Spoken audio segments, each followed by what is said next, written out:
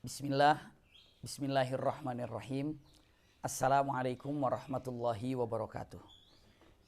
Innal hamdalillah nahmaduhu wa nasta'inuhu wa nastaghfiruhu wa na'udzu billahi min syururi anfusina wa min sayyiati a'malina. May yahdihillahu fala mudhillalah wa may yudlilhu fala hadiyalah. Asyhadu an la ilaha illallah wahdahu la syarikalah taqriran bihi wa tauhidan. Wa asyhadu anna Muhammadan abduhu wa rasuluhu amma ba'du. Allahumma la sahla illa ma ja'altahu sahla wa anta taj'alul hazna idza syi'ta sahla. Allahumma inna nas'aluka hubbaka wa hubba man ahabbaka wa hubba amalin yuqarribuna ila hubbika bi rahmatika ya arhamar rahimin. Amin ya rabbal alamin. Alhamdulillahirabbil alamin. Mudah-mudahan jumpa kita di waktu yang sangat mulia ini, di tempat masing-masing yang penuh dengan barokah ini. Semoga kita selalu diberikan kenikmatan oleh Allah Subhanahu wa taala lahir dan batin, bisa menikmati ibadah pada Allah Subhanahu wa taala, bisa mencintai Allah dan Rasulnya dengan hati yang ikhlas. Karena memang cinta inilah yang membuat tumbuhnya keikhlasan dalam taat pada Allah Subhanahu wa taala dan mencintai Rasul sallallahu alaihi wasallam. Usikum wa iyaya nafsi bitaqwallah. Hari ini yang akan kita pelajari, ingin lebih dekat mengetahui tentang Rasul sallallahu alaihi wasallam. Ketika bertanya siapa itu Rasulullah Muhammad sallallahu alaihi wasallam, cukup panjang jawabannya. Bahkan kalau kita cek dan kita lihat, Rasul sallallahu alaihi wasallam bukanlah tiba-tiba diangkat oleh Allah Subhanahu wa taala untuk menjadi nabi.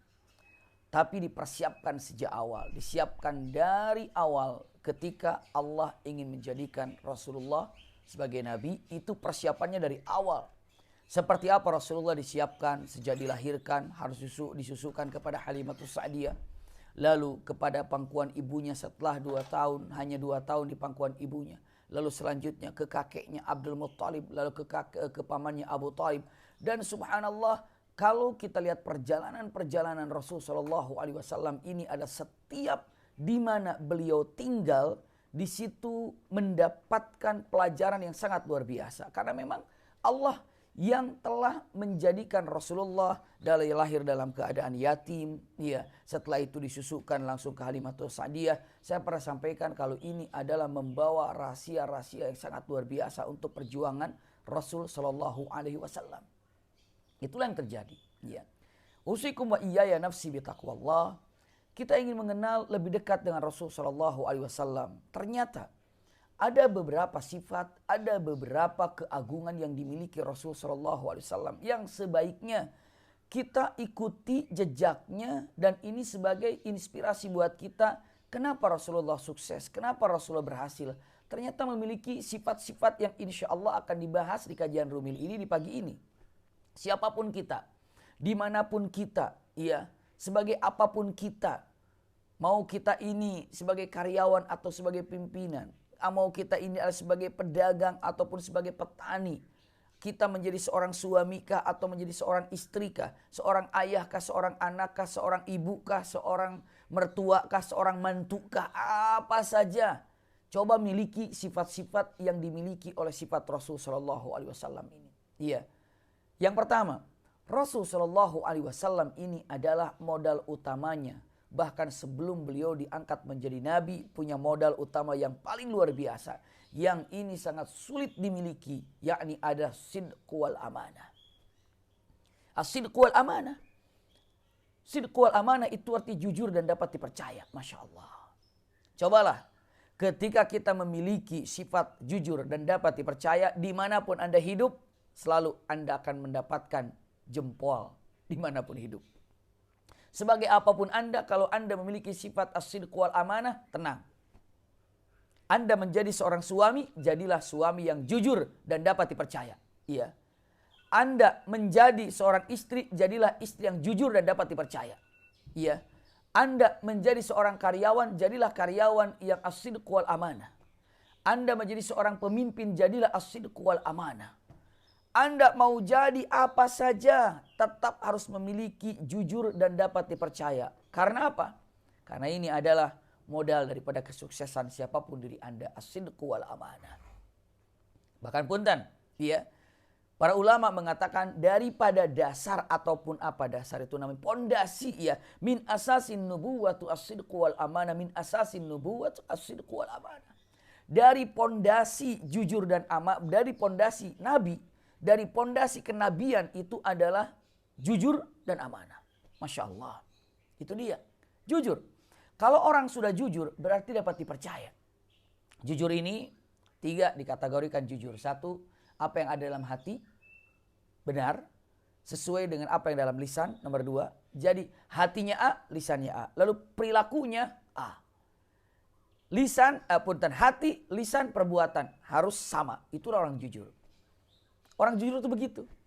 Berarti orang yang tidak jujur, apa yang ada dalam hati tidak sama dengan apa yang ada dalam lisan dan tidak sama dengan apa yang diperlakukan. Itulah orang yang tidak jujur. Orang jujur itu ma khatra fi qalbihi nutiqa bilisanihi wa umila bi amalihi, ya. Apa yang ada dalam hatinya terucap dengan apa yang ada di lisan dan terlaksana dengan anggota tubuh. Inilah orang jujur. Ketika hati mengatakan ini adalah salah, maka kita katakan itu adalah salah. Lalu perilakunya kita jauhi, itu orang jujur. Orang yang tidak jujur, hatinya mengatakan ini adalah salah, lalu mengatakan oh itu benar. Diperlakukan seakan-akan dengan materi itulah kebenaran, itu orang yang tidak jujur. Na'udzubillah. Berarti punten, orang jujur dan orang yang tidak jujur. Dan kalau dikategorikan orang yang tidak jujur, berarti sebenarnya makna jahiliyah itu di situ. Makna jahiliyah itu sebenarnya adalah orang yang tidak jujur. Orang yang tidak jujur itu adalah memiliki sifat jahiliyah. Kalau Sayyid Qutb dengan matan nau'un min anwa'il jahiliyah, dari tanda-tanda ataupun macam-macam jahiliyah diantaranya adalah orang yang tidak sesuai dengan apa yang ada di dalam hati, tidak sesuai dengan apa yang dilakukannya, yang diperilakukannya. Itulah makna jahiliyah yang sungguhnya. Iya, orang dusta itu dalam hatinya tahu kalau dirinya dusta. Maka saat dirinya tahu itu adalah dusta, tapi dia ini masih kekeh mengerjakannya, itulah makna jahiliyah. Bukankah di zaman dikatakan jahiliyah, mereka tahu yang benar, mereka tahu. Mereka tahu kok Abu Jahal, Abu Lahab tuh tahu. Abu Lahab, Abu Lahab. Terus mereka tahu yang benar itu tahu ya. Mereka tahu itu tahu ya. Tapi apa? Mereka ini punten tidak mau begitu kebenaran. Itulah jahiliyah. Ya. Orang jahiliyah itu di zaman Rasul siapapun yang namanya orang jahiliyah. Di situ yang namanya Abu Jahal, Abu Lahab dia tahu. Kalau sesungguhnya Muhammad itu Nabi. Padahal jumpa dengan Rasul. Tapi karena dia tertutup hatinya, karena dia ingin dikatakan lebih cerdas, lebih pintar, lebih tahu, maka mengkafirkan Rasul Shallallahu Alaihi Wasallam. Walaupun dinasihatinya Rasulullah. Kenapa? Itu sifat jahiliyah. Apalagi zaman sekarang. Yang dihadapi bukan Rasulullah, hanya pewaris para nabi, para ulama, para habaib, para kiai, para ulama, Masya Allah, para masyayikh, menyampaikan sama orang-orang yang tertutup hatinya, ya itulah orang-orang jahiliyah yang dihadapinya susah. Jangan mengatakan kok aneh ya, nggak bisa gitu sadar dengan begini. Ya, Anda jangan terlalu berharap untuk sadar kepada orang-orang yang memiliki sifat jahiliyah seperti itu. Lalu yang namanya Abu Jahal sama Abu Lahab saja Rasulullah jumpa dengan dirinya, iya. Tapi tetaplah jahiliyah, tetap jahiliyah. Makanya kalau dikatakan apakah masih banyak sifat jahiliyah zaman sekarang ini, cek saja berapa banyak orang yang tahu yang benar tapi tidak mengikutinya, yaitulah sifat jahiliyah.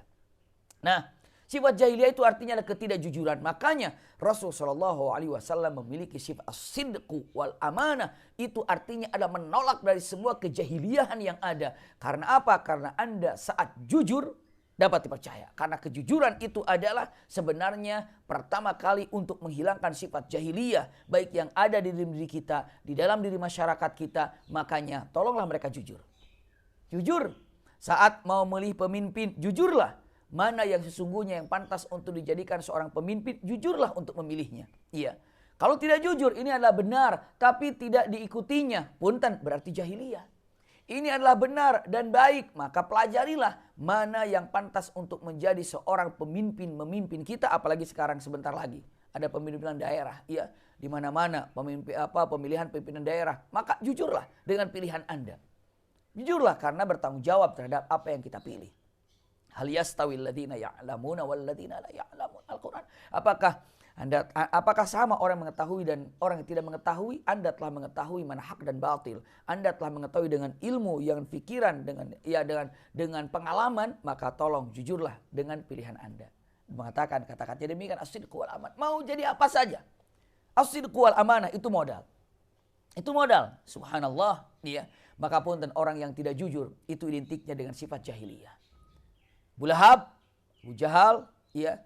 Ada lagi Huyai bin Akhtab, Abu Yasir, Salam bin Mushkim, Kinana bin Rabi. Itu pemuka-pemuka yang saya sebutkan, diantaranya pemuka Quraisy dan pemuka Yahudi. Mereka tahu kok. Mereka tahu Nabi Muhammad itu adalah Nabi. Mereka tahu Quran itu firman Allah. Tapi mereka tidak mengikutinya. Itulah sifat jahiliyah.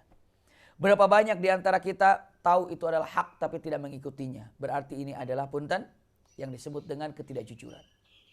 Rasul SAW, punten. Tadi saya sampaikan kalau kejujuran ini adalah asas. Aslinya asas itu apa? Pondasi daripada kenabian. Pondasi. Pondasi untuk menjadi seorang nabi. Sukses dunia akhirat itu adalah jujur. Dan amanah. Artinya amanah dapat dipercaya. Walaupun Rasulullah SAW itu sangat ganteng. Luar biasa. Sampai dikatakan gantengnya itu bercahaya wajahnya seperti Badar. Badar itu purnama. Masya Allah.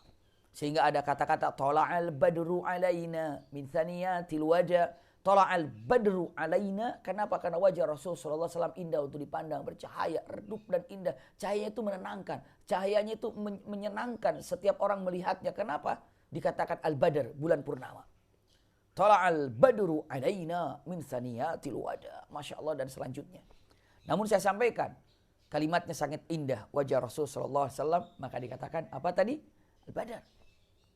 Tapi walaupun Rasulullah gantengnya luar biasa, punten, tidak dimasyhurkan oleh Allah Subhanahu wa taala dengan saat Rasulullah sebelum menjadi nabi, tidak dimasyhurkan oleh Allah Subhanahu wa taala dengan mengatakan Muhammad yang ganteng. Muhammad yang ganteng di Mekah. Muhammad yang ganteng, Muhammad yang banteng, bukan. Yang terkenal Muhammad Al-Amin, Muhammad yang dapat dipercaya. Jadi modal utamanya itu menjadi seorang pemimpin, bukan gantengnya. Tapi modal utamanya menjadi seorang pemimpin itu apa namanya? Menjadi seorang pemimpin itu adalah al-aminnya, dapat dipercayanya. Bagaimana orang bisa percaya? Mustahil orang bisa percaya kalau tidak memiliki yang namanya as-sidqu, kejujuran. Subhanallah. Al-amin, iya. Walaupun Rasulullah SAW keturunannya luar biasa. Sampai Rasulullah menyatakan ana khiyarun min khiyarin min khiyar. Ini aku adalah dari pilihan keturunan yang terbaik. Dari mulai Nabi Ibrahim ya ke Nabi Ismail, dipilih sehingga keluarlah saripatinya siapa? Yang terbaik manusia di muka bumi ini, yang paling sempurna dari secara jasad, dari secara akhlak siapa? Baginda Rasul sallallahu alaihi wasallam. Yang terlalu banyak pujian dari Allah untuknya, Masya Allah. Penjagaan dari Allah Subhanahu wa taala kepadanya. Itu adalah baginda kita Nabi besar Muhammad Rasul sallallahu alaihi wasallam. Keturunannya juga luar biasa. Jelas turunannya, turunan yang terbaik. Tapi Allah tidak masyhurkan sebelum Rasulullah menjadi nabi tidak dikatakan Muhammad yang mana? Muhammad yang turunannya baik, tidak dikatakan itu. Muhammad yang turunannya terbaik, tidak dikatakan itu. Walaupun memang terbaik. Tapi modalnya mengatakan yang dikenalkan oleh Allah tidak mengatakan Muhammad yang keturunannya paling baik. Tapi dikatakan Muhammad Al-Amin. Muhammad yang dapat dipercaya. Muhammad yang dapat dipercaya. Rasul SAW setelah itu kita lihat. Rajin. Rajin dari apanya? Rajin jadi di usia 8 tahun saja sudah membantu. Daripada pamannya untuk mencari nafkah. Kuntu wara al-ghanam ala darahim. Aku punten. Mencari nafkah dengan cara menggembala, kata Rasul SAW di usia 8 tahun. Rajinlah. Rasul itu orang yang gesit, Rasulullah orang yang rajin. Tapi Allah tidak masyhurkan itu. Walaupun memang sangat masyhur. Tapi terkenalnya tidak ada Muhammad yang mana? Muhammad yang rajin. Muhammad yang gesit. Walaupun gesit, walaupun rajin. Tapi dikenalkannya Muhammad Al-Amin. Kegantengan, keturunan yang keren, yang hebat. Lalu apa? Kegesitan. Itu punten nomor satunya tetap disebutkan Muhammad Al-Amin yang dapat dipercaya. Apa coba kurang? Muhammad al-Amin, Muhammad yang dapat dipercaya. Muhammad Rasulullah Sallallahu Alaihi Wasallam. Setelah itu apa? Masya Allah, mempunyai kelembutan hatinya, kebaikan hatinya, senang untuk menolong. Siapa? Orang yang ramah sekali, sangat ramah sekali. Tapi tidak terkenal dengan menyebutkan Muhammad yang mana? Muhammad yang ramah, Muhammad yang selalu menolong orang. Tidak dimasyhurkan itu. Tapi dimasyhurkan Muhammad mana? Al-Amin, yang dapat dipercaya karena kejujurannya. Setelah menikah Rasul Shallallahu Alaihi Wasallam dengan siapa? Dengan Siti Khadijah. Bukan kayak Rasulullah menjadi orang yang kaya. Betul, menjadi orang yang sangat kaya. Tapi punten-punten tidak dimasyhurkan dengan Muhammad yang mana? Muhammad yang berlimpah harta, Muhammad yang kaya juga tidak. Tapi tetap dengan mengatakan Muhammad Al-Amin, Muhammad yang dapat dipercaya. Bisa direnungkan oleh kita semuanya. Betapa pentingnya sebuah kepercayaan. Betapa pentingnya sebuah kepercayaan. Saya pernah sampaikan, iya, di pertemuan-pertemuan yang lalu saat menyampaikan ada 10 sifat seorang laki-laki yang tidak baik. 10 sifat laki-laki yang harus dihindari. Ternyata di nomor yang paling parahnya, kalau nggak keliru, di nomor paling tingginya itu asyak, keraguan-raguan. Kenapa bisa ragu? Jawabannya adalah karena tidak ada kepercayaan. Apabila istri ragu kepada suami, suami ragu kepada istri, tidak ada kepercayaan, itu ada musibah terbesar. Suami pergi lalu tidak percaya meninggalkan istrinya di rumah. Itu adalah punten keraguan-raguan. Itu adalah punten musibah yang fatal. Musibah yang fatal. Iya. Seorang istri ragu kepada suaminya, tidak percaya terhadap suaminya ketika keluar rumah, ketika dia beraktivitas. Keraguan-raguan itu adalah sesuatu yang fatal akibatnya. Maka usikum wa iyaya nafsi bitaqwallah. Dengan mengatakan, maka ketika ada satu keyakinan yang sangat luar biasa, kepercayaan khususnya itu adalah pembangunan yang sangat indah. Rasulullah ini bukan dipercaya oleh keluarganya saja. Rasulullah dipercaya oleh Makkah. Maka dikatakan satu Makkah mengatakan Muhammad Al-Amin. Tidak dikatakan Muhammad yang ganteng. Muhammad yang keturunannya baik. Muhammad memang benar. Ganteng, keturunan baik, betul. Iya. Dan tidak ada keraguan di dalamnya untuk mengatakan hal itu. Muhammad yang ramah, benar. Muhammad yang gesit, benar. Muhammad yang kaya, dengan Siti Khadijah menikah. Siapa yang tidak tahu tentang kekayaan Siti Khadijah? Tapi diperkenalkannya tetap dengan mengatakan Muhammad Al-Amin. Karena ini adalah modal utama untuk menjadi orang sukses. Untuk menjadi orang yang paling dicintai di dunia ini adalah orang Al-Amin, dapat dipercaya. Jujur. Di antara kita senang gak kalau berteman dengan orang yang jujur? Pasti senang. Pasti senang. Dan tidak ada dengan mengatakan kata-katanya, aku senang kamu kalau aku bersahabat denganmu. Aku ini sangat senang sekali bersahabat denganmu. Kenapa kamu senang bersahabat denganku? Misalnya nanya, karena kamu ini suka mendustai saya, makanya aku suka. Karena kamu itu suka bohongin saya, makanya aku suka. Astagfirullahaladzim. Kalau ada orang suka dibohongi, suka lalu didustai, ini adalah suatu hal yang sangat mengerikan sekali. Intinya, punten, iya, intinya dengan mengatakan kata-kata yang harus disampaikan di sini adalah bahwa Rasul Shallallahu Alaihi Wasallam modal utamanya memiliki sifat as-sidq wal amanah. Dan orang kafir pun sangat mengetahui kejujuran Rasulullah. Mana buktinya? Buktinya saat Rasul Shallallahu Alaihi Wasallam mau menyampaikan tentang tentang syariat Islam. Rasulullah mau menyampaikan tentang dakwah ketika Al-Quran mengatakan fasda bima tu'mar wa'arid anil musyrikin. Hai Rasulullah, sekarang waktunya untuk berdakwah secara terang-terangan. Maka Rasulullah dakwahlah secara terang-terangan. Berdakwah secara terang-terangan. Subhanallah. Langsung naik ke Bukit Sofa. Setelah di Bukit Sofa, apa susahnya Rasulullah hanya mengatakan, ya kaum, misalnya kata Rasulullah, ya kaum ini Muhammad Rasulullah, ana khatamul anbiya. Misalnya, tidak ada salahnya Rasulullah mengatakan demikian. Jadi Rasulullah tinggal naik ke gunung. Nah, begitu Rasulullah naik ke Bukit Sofa, kan Allah perintahkan, suruh mereka ataupun ajak mereka untuk beribadah pada Allah. Dan jauhkan daripada kemusyrikan. Hilangkan daripada penyembahan kepada berhala, kepada Uzza, Lat, Mana, Siwa, Yaghus, Ya'uq, Nasr. Jauhkan daripada penyembahan itu. Jadikan mereka menyembah hanya kepada Allah. Karena engkau adalah Nabi. Katakan engkau adalah Nabi. Kan itu perintah dari Allah seakan-akan dan mengatakan fasda bima tu'mar wa'adil anil musyrikin. Rasulullah naik ke Bukit Shafa. Bisa saja Rasulullah begitu naik ke Bukit Shafa, Rasulullah katakan, "Ya kaum, hai semuanya, ayuhan nas, sini. Suruh datang. Setelah kumpul, bisa saja Rasulullah mengatakan, dengarkan, aku adalah Nabi.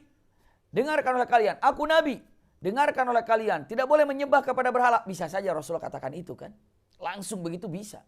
Tapi Rasulullah ingin bertanya dulu posisi dia SAW di hati para orang-orang Quraisy itu bagaimana menurut mereka tentangnya. Maksudnya tanya itu tentang Rasulullah.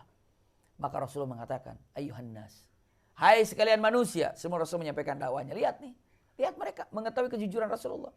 Lau akhbartukum anna khailan bilwadi yuriduna ayyughirakum akuntum musaddiqu. Subhanallah.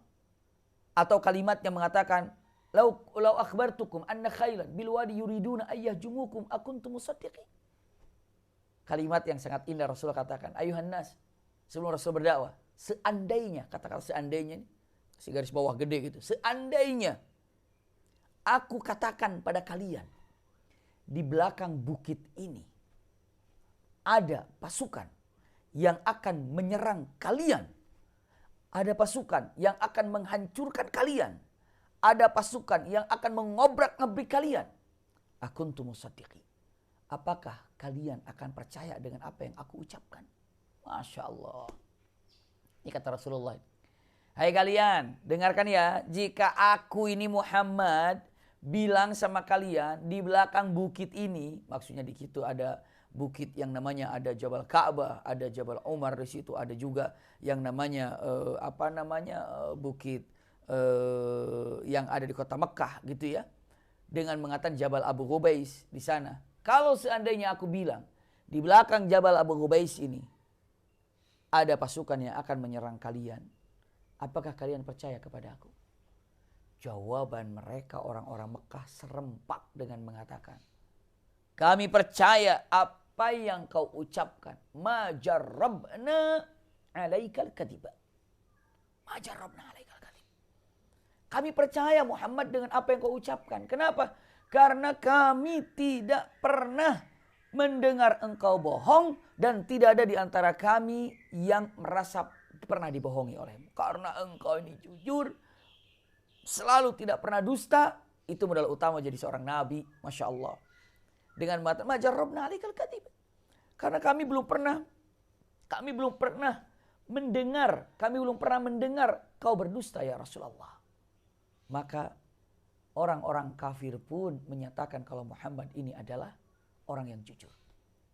Maka setelah itu Rasulullah baru mengatakan, kalaulah tadi aku katakan seandainya ada pasukan yang akan datang kepada kalian, menyerang kalian, kalian percaya kepada aku karena aku tidak pernah berdusta, aku menyampaikan sesuatu yang lebih parah daripada serangan orang yang akan menyerang kalian. Apa ya Muhammad? Sesungguhnya ada azab di belakang kalian. Maksudnya di bukit ini ada azab buat kalian. Azab apa? Apabila kalian tidak menyembah kepada Allah, azab itu akan datang. Azab itu akan lebih dahsyat daripada penyerangan orang-orang ke kota Makkah. Ada azab yang paling parah. Yakni adalah azab dari Allah jika kalian tidak mengindahkan perintahnya.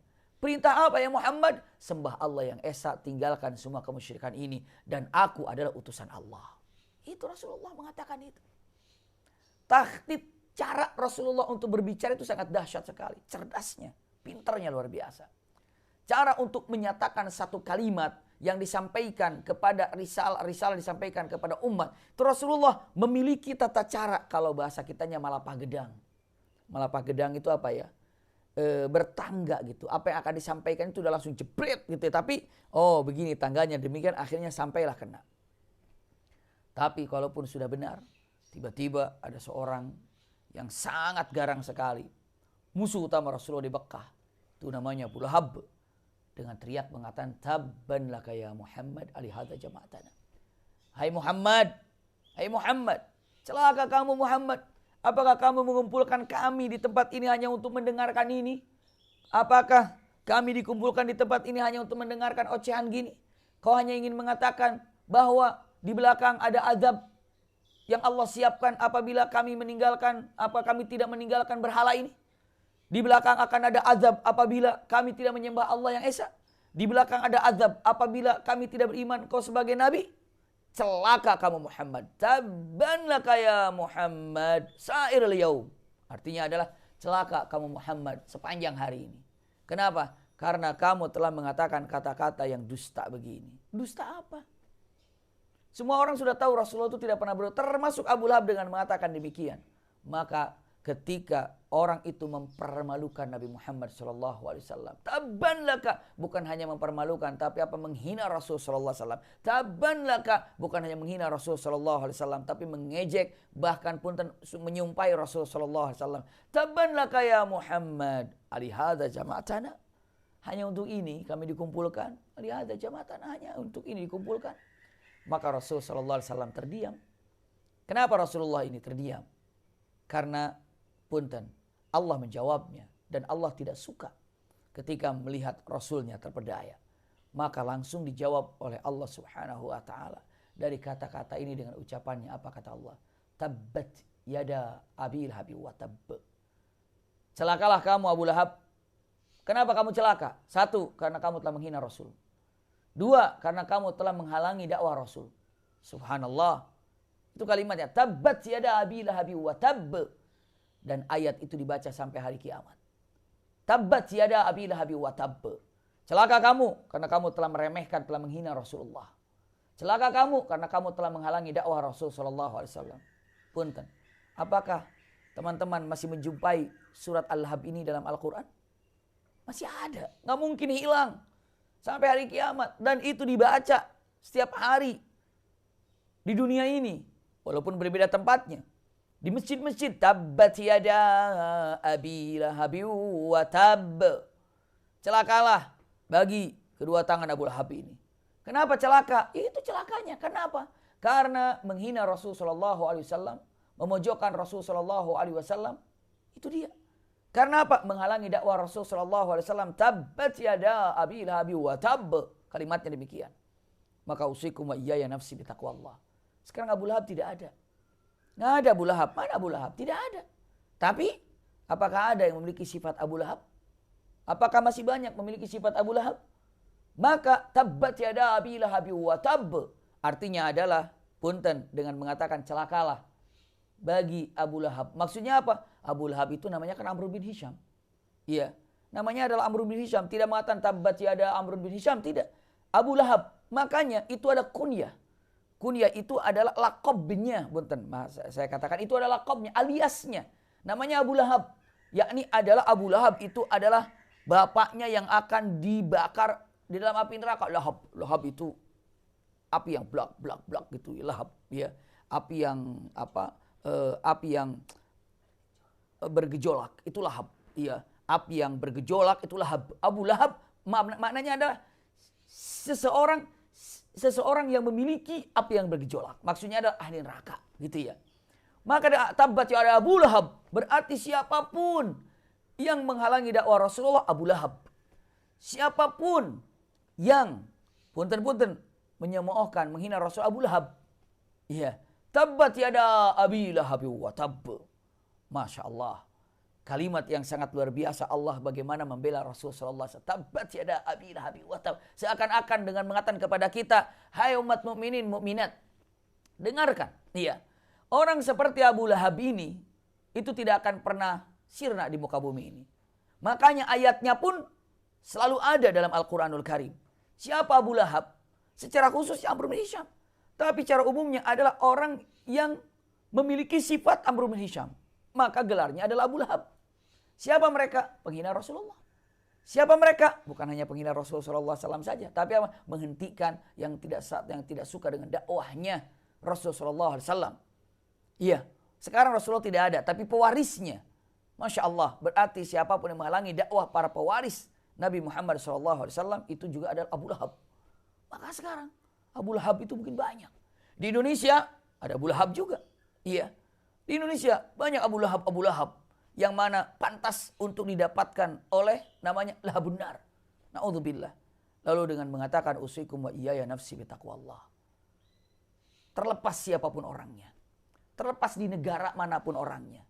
Tapi kalau seandainya dirinya ini adalah tidak mengindahkan daripada perkataan-perkataan Rasulullah SAW. Padahal Rasulullah itu adalah as-sidq wal amanah. Orang yang jujur dan dapat dipercaya. Dan sangat luar biasa. Ternyata usikum wa iyaya nafsi bitaqwallah. Di awal dakwahnya saja. Di awal dakwah pertama kalinya saja. Rintangannya sangat luar biasa. Lalu Allah membelanya. Tabbat yada abi lahabi wa tabb. Maknanya apa? Hati-hati. Siapapun yang mengikuti gayanya Amr bin Hisham. Ataupun caranya menghina Rasulullah. Ataupun menghalangi dakwah Rasulullah. Namanya adalah Abu Lahab. Masuk dalam kelompoknya Abu Lahab. Tabbat yada abi lahabi wa tabb. Na'udzubillah. Ma aghna anhu maluhu wa ma kasab. Artinya apa? Nggak ada faidahnya. Ma aghna anhu maluhu wa ma kasab. Hartanya sama sekali tidak akan berfaidah. Jabatannya sama sekali tidak akan berfaidah. Apa yang diusahakannya, apa yang diinginkannya, itu ma aghna. Nggak akan berhasil, nggak bakalan sukses apapun. Nggak bakalan. Iya, ingin menghancurkan Islam, ingin menghancurkan itu, menghancurkan ini. Ma aghna anhu maluhu wa ma kasab. Dan dari apa-apa yang diinginkannya, dari apa-apa yang direncanakannya. Subhanallah. Ma aghna anhu maluhu wa ma kasab. Sayasla naran dzata lahab. Ya kan? Lalu siapa yang mendukungnya? Istrinya. Wa imra'atuhu hammalatal hatab. Istri itu adalah pendamping. Berarti, punten, siapa yang lebih dekat dengan suami istrinya? Dan sekarang ini, punten, siapa pendamping-pendampingnya? Ya itulah wa imra'atuhu. Pendampingnya siapa? Iya, istilahnya matra wa imra'atuhu dan istrinya Abu Lahab. Kenapa? Dia ini selalu menyokong, mendukung Abu Lahab. Siapapun yang menyokong, yang mendukung daripada rencana yang buruk yang dimiliki sifatnya Abu Lahab ini, siapapun, entah itu berbentuk perorangan, entah itu berbentuk organisasi, entah itu berbentuknya negara, wa imra'atuhu. Iya, subhanallah. Wa imra'atuhu hammalatal hatab. Dia inilah pembawa daripada apa? Api neraka. Na'udzubillah. Fi jidha hablum min masad. Na'udzubillah. Ayat ini yutla ila yaumil qiyamah. Diabadikan oleh Allah bagi seseorang yang menghina Rasulullah. Tapi mungkin banyak orang yang tidak atau belum mengetahui. Ternyata apa? Ternyata rahasia ayat ini disampaikan sampai hari kiamat ada terus. Kenapa? Karena seakan-akan Abu Lahab setiap zaman ada, setiap waktu ada, mungkin setiap negara ada. Kenapa? Maka tabban lahum. Celaka buat mereka yang melakukan hal ini. Kenapa coba? Karena mereka tidak tahu tentang Rasul sallallahu alaihi wasallam yang memiliki sifat yang namanya as-sidq wal amanah. Jujur Rasulullah dan dapat dipercaya. Maka mustahil seseorang yang jujur dapat dipercaya ini bisa merubah dunia ini. Kalaulah Rasulullah tidak jujur dan tidak dapat dipercaya, mana mungkin dakwahnya bisa merubah dunia ini. Bisa sampai ke pelosok dunia. Kenapa? Karena jujur dan amanah. Dan punten, dimuliakan oleh siapapun yang hidup di muka bumi ini. Karena Rasulullah. Jangankan kita yang memuliakannya. Subhanallah. Siapa yang lebih keren memuliakannya, lebih hebat memuliakan? Allah saja yang menciptakan Rasulullah. Beliau yang memuliakannya. Karena, punten bahasa yang paling indah. Saya dengar dari salah satu ulama yang ada di Timur Tengah. Kalau tidak keliru namanya Syekh Muhammad Hassan. Beliau mengatakan, hanya Allah lah yang mengetahui tentang keutamaan Rasulullah. Hanya Allah lah yang tahu tentang kesempurnaan daripada kemuliaan Rasul sallallahu alaihi wasallam. Makanya Allah pun mengujinya, wa innaka la'ala khuluqin azim. Subhanallah. Engkau berada dalam akhlak sangat mulia. Sampai Allah, innaka fainakal mustahziin. Akulah yang akan menjaga dari orang-orang menghinamu ya Rasulullah. Tapi kita sebagai mukminin, mukminat, paling tidak apa? Paling tidak cara menjaganya apa? Cara menjaga yang pertama kali adalah tanamkan rasa cinta pada Rasul sallallahu alaihi wasallam, mempelajari sirah nabawiyah. Itu yang pertama kali dulu. Jangan pernah kita ini belum cinta sama Rasul udah marah-marah. Oh itu ini segala macam. Ada cinta enggak sama Rasulullah? Kenapa? Karena hal itu tidak perlu diundang. Kalau sudah ada rasa cinta, langsung akan ada kalimatnya apa ya? Apa action apa yang harus dilakukannya? Iya, apa yang bisa dilakukannya? Pembaikatannya atau baikat tentang produk-produk yang menghina Rasulullah? Saya rasa inilah merupakan satu perbuatan yang baik sekali. Iya.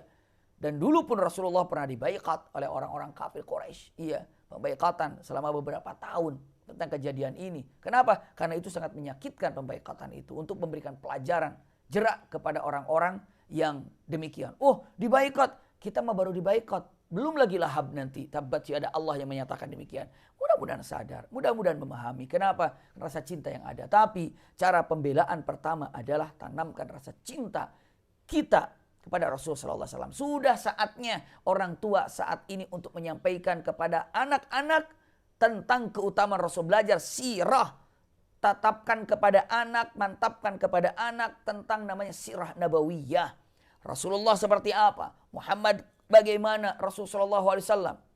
Dari dilahirkannya, dari kecilnya, dari remajanya. Sudah saatnya umat bangkit untuk mengetahui tentang Rasulullah SAW.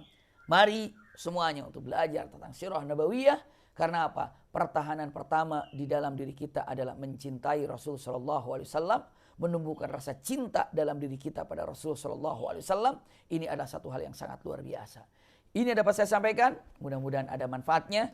Jadi hari ini tadinya ada 7 atau 10 poin yang ingin disampaikan tentang sifat-sifat yang ada dimiliki Rasul sallallahu alaihi wasallam. Namun hari ini kita bisa menyampaikan satu, yakni as-sidq wal amanah. Mudah-mudahan ada manfaatnya. Jazakumullah khair ala husni istima'ikum lakum minni al-hubbu wa du'a. Wassalamualaikum warahmatullahi wabarakatuh. Sama-sama kita tutup dengan kafaratul majlis. Subhanakallahumma wa bihamdika asyhadu an la ilaha illa anta astaghfiruka wa atubu ilaika walhamdulillahi rabbil alamin.